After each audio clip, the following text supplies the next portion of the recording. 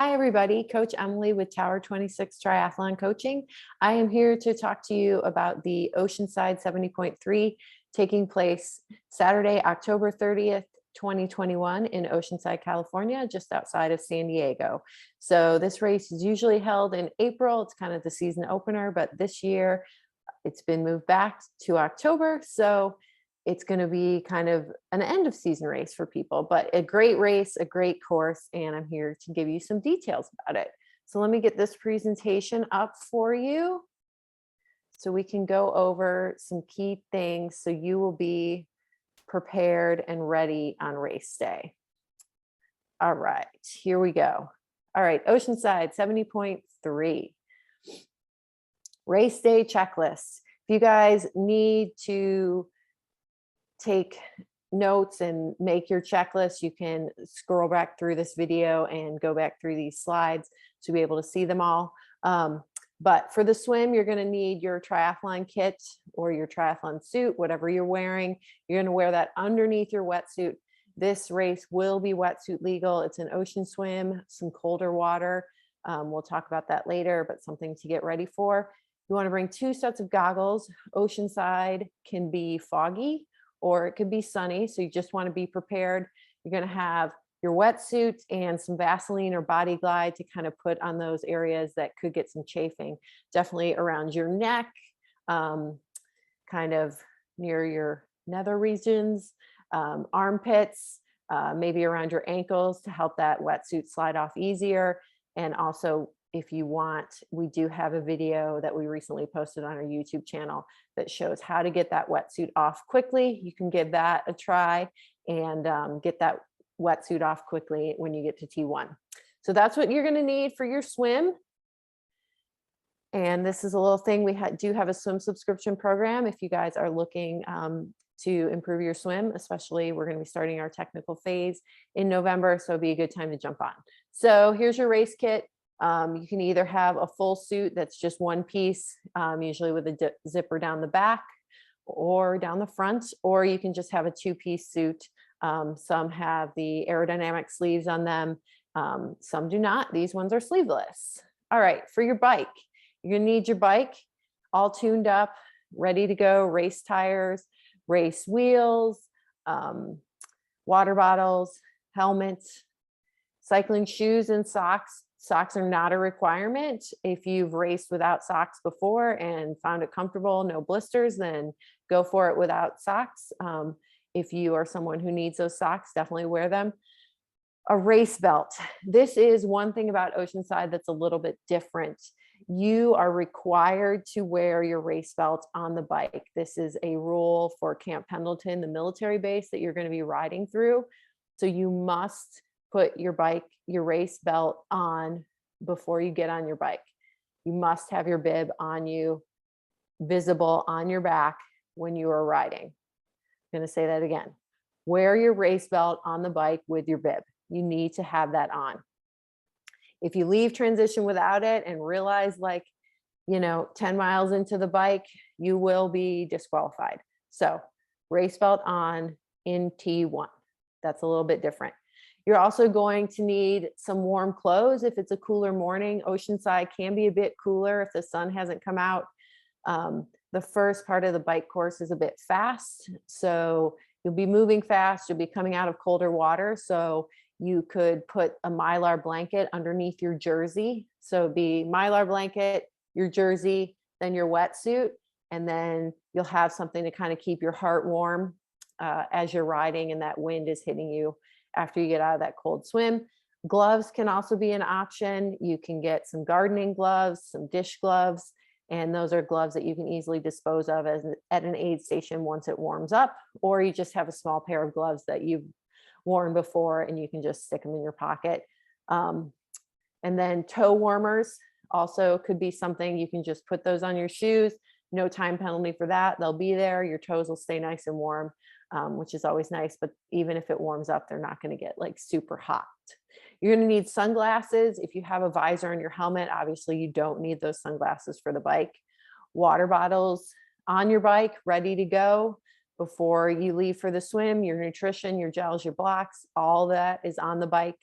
so that when you run through transition, all you got to do is put your race belt on, put your helmet on, put your shoes on, and go.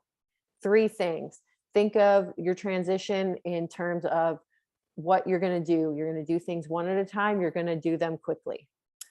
Then you're going to have on your bike, you want a toolkit with a tube, CO2, tire levers, and you want to practice your flat changing. Of course, there's going to be SAG vehicles out there to help you, but you never know where you're going to get a flat and where that SAG vehicle is.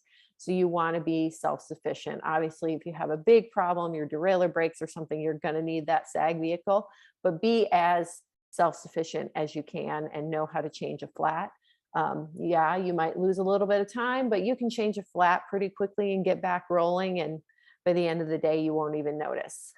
And then you'll need maybe a floor pump to pump up your tires before, because you're going to rack your bike the morning before. So you might take a floor pump with you in the morning, or maybe you're with a group of friends of 5 of you and one brings a floor pump and you pass it around in transition when you're racking your bikes.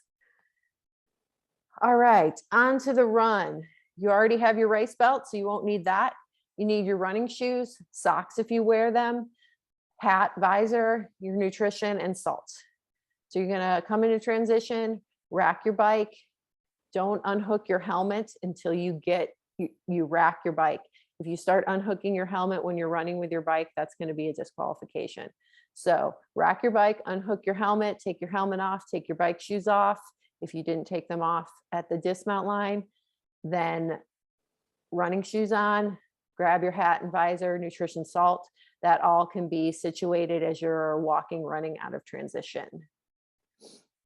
All right, and we do have a training program if you want to join. We've got live virtual Zwift and Zoom workouts, weekly office hours with the coaches, and we're starting our technical phase November 1st. All right, miscellaneous stuff you're going to need. You run a Garmin on your bike, you're going to want to have that on there. Body Glide, we already talked about. Sunscreen, it will get sunny usually during the day in Oceanside, so you want to have something to put on. You know, some sunscreen companies have little packets, so you can kind of carry it with you. It's like a little gel packet, and then just throw it on as you're moving.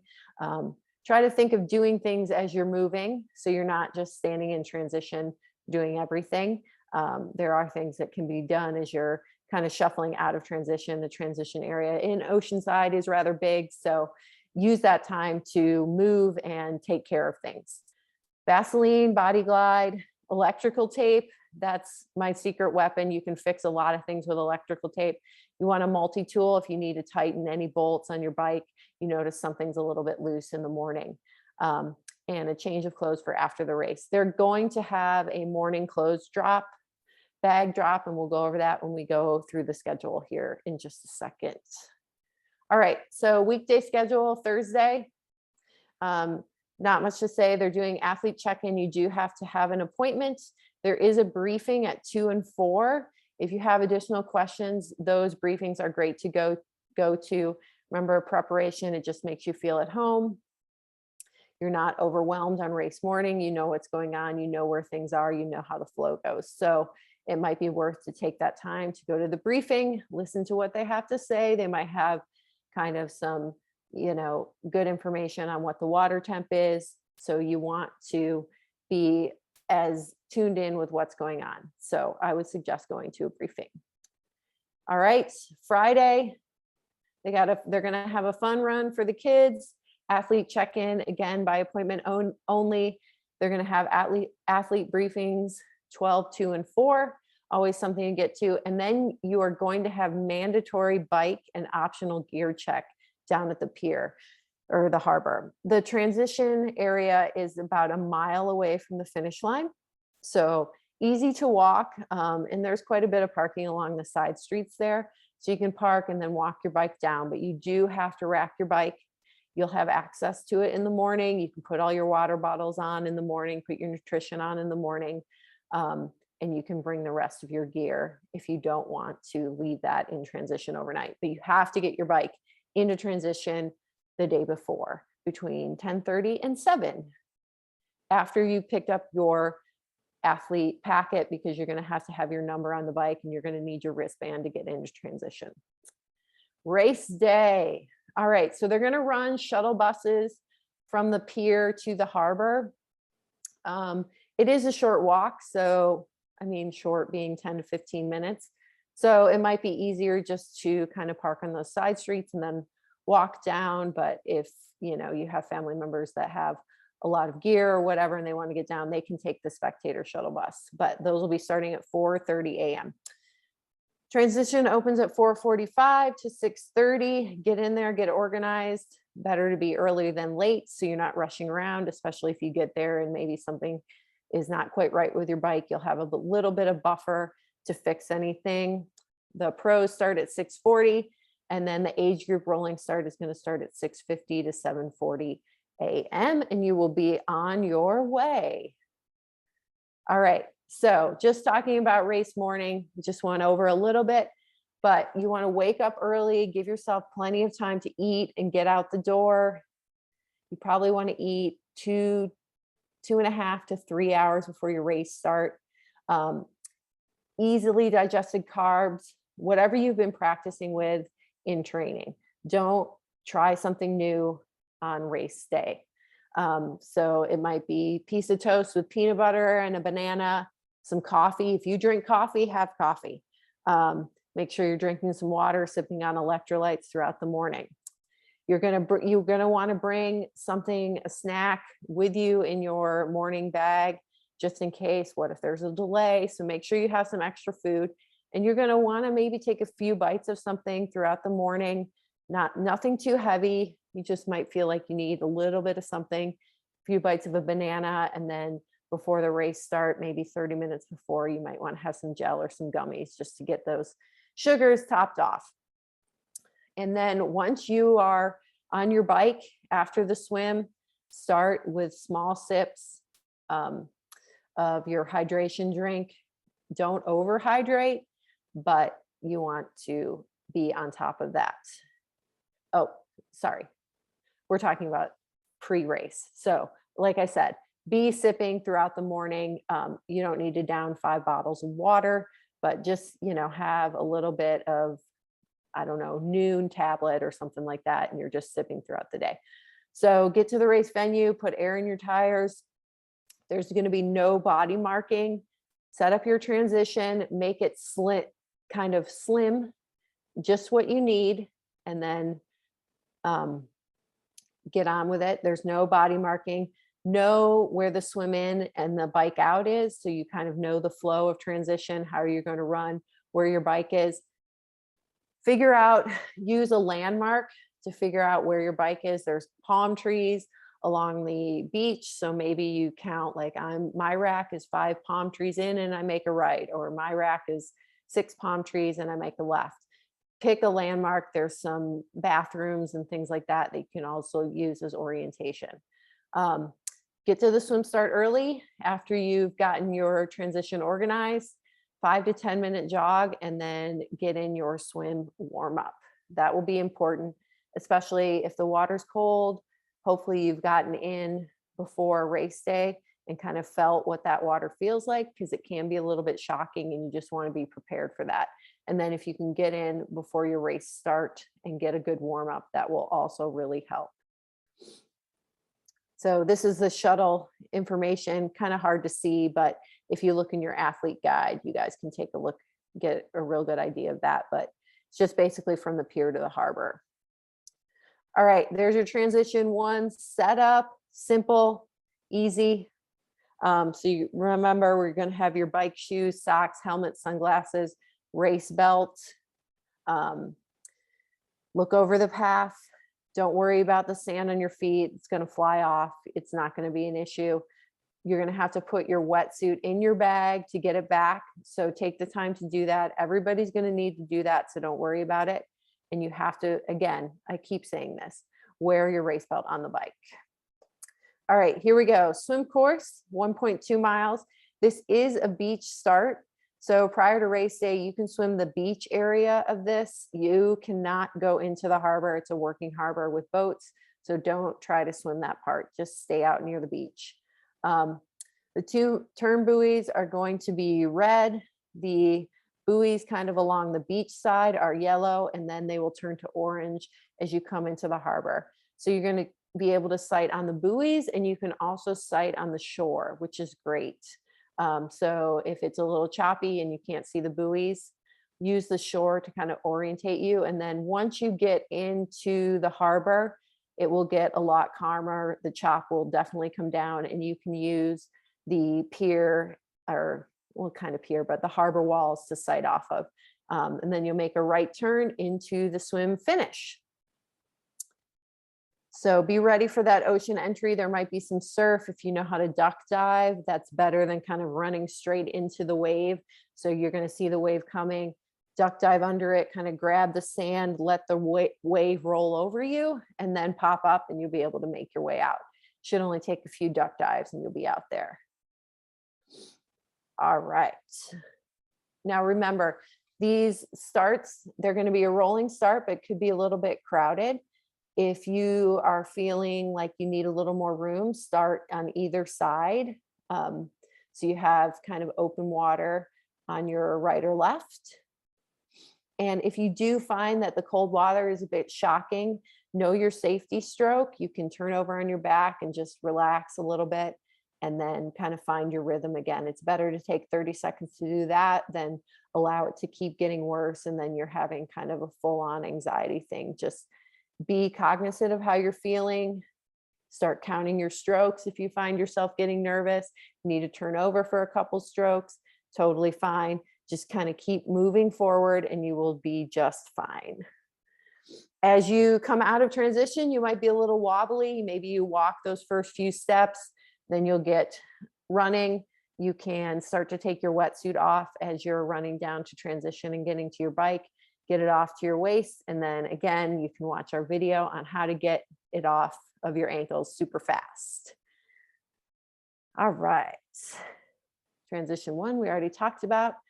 So, or no, we haven't talked about it. We talked about the setup. So we want to make it snappy, not hasty. So have a plan for exactly what you're going to do.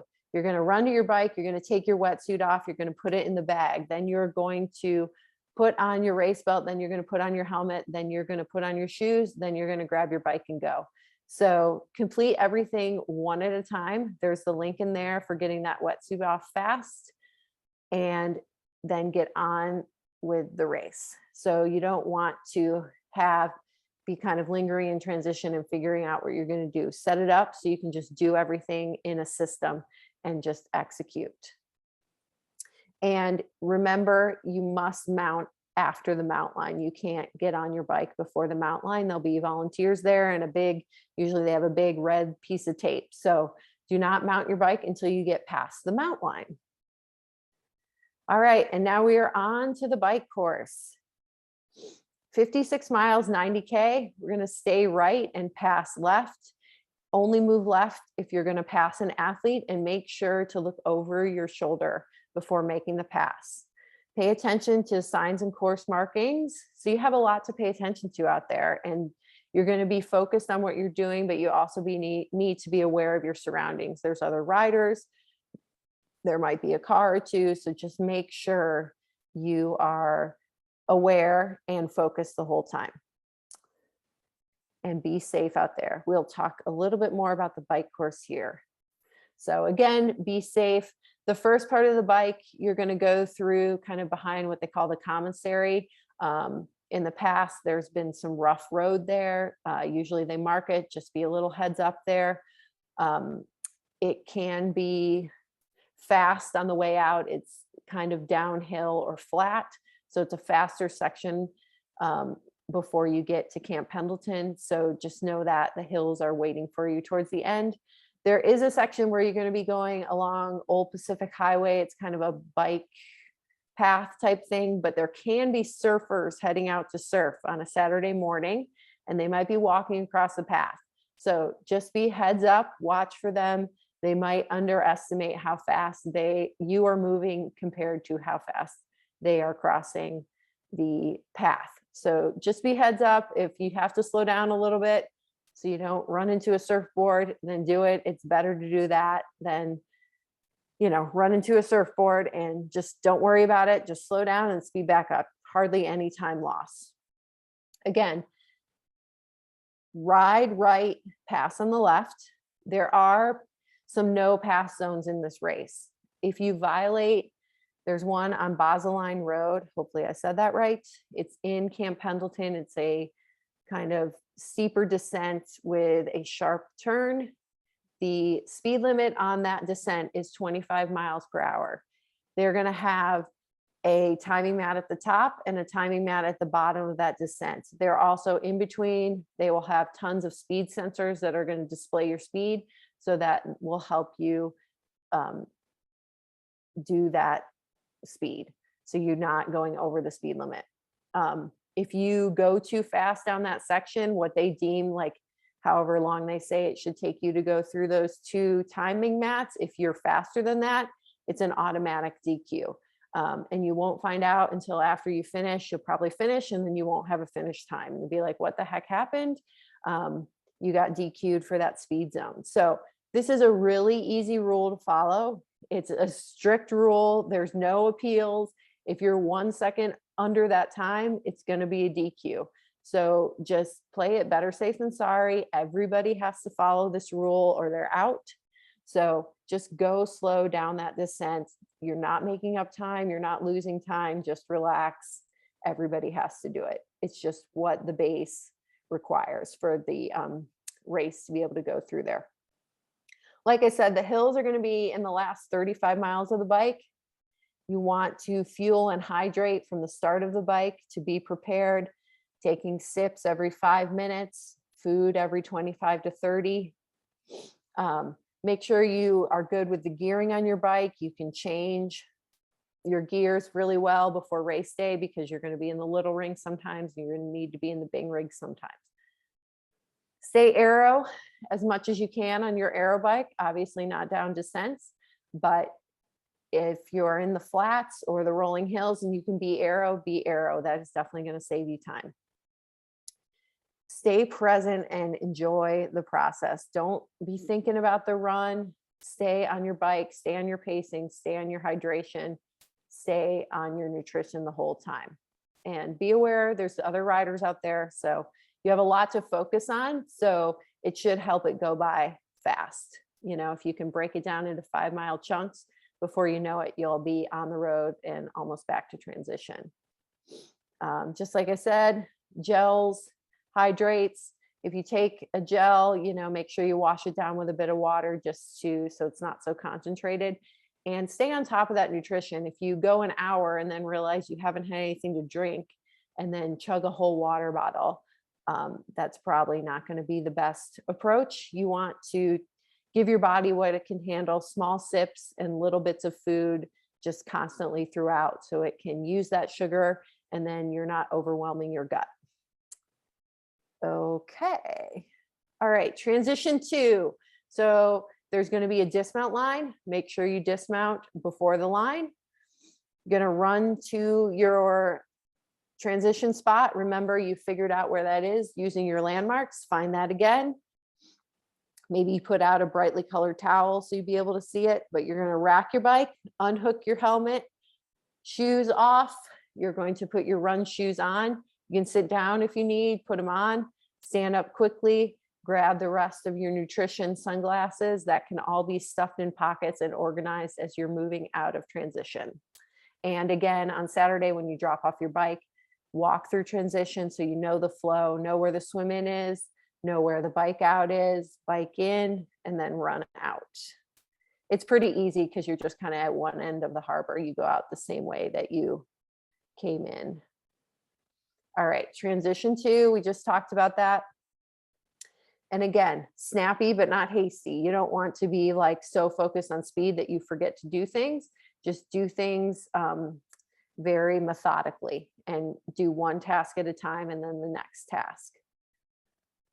So first part of the run, just start to find your rhythm, get organized.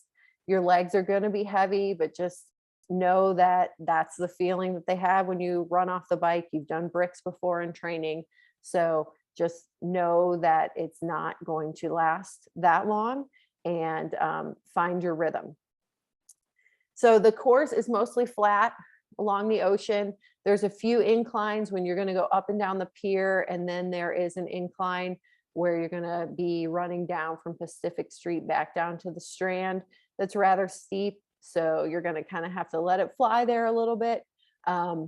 Just kind of lean forward and allow those legs to turn over. Take it 1 mile at a time. Make sure you're getting Gatorade, water, Coke, gels from those aid stations, sipping little bits. If you have certain things that you like to drink, maybe you carry a little 8 to 10 ounce handheld water bottle. You can use that. And then when you're done with it, I always used to use that and then kind of stick it. For women, you can stick it in the back of your kind of upper sports bra area or something like that, or put it in your back pocket. So if you do need kind of your own, you like your own thing to sip on, at least for a little bit, definitely do it. So take it 1 mile at a time. You're out there because you want to be and enjoy it. And it's going to get hard, but that's why we do it. So stay focused, stay strong, stay on top of that nutrition and hydration throughout the race. You want to fuel yourself through the finish line, not to the finish line. That'll help you feel better after the race as well. Then if you need anything from us, Tower 26 is always available. Swim, bike, run, training, coach Zoom, and Zwift workouts. We're here for you. If you guys have any other questions on Oceanside 70.3, please message us. But it's a great race. Have fun out there. Be ready for anything. I think I forgot to mention, it can be sometimes a little chilly race morning. So make sure you have some warm clothes that you can wear before the race. But most of all, have fun, execute your plan, and enjoy yourself out there and smile. Thanks, everyone, and have a great day.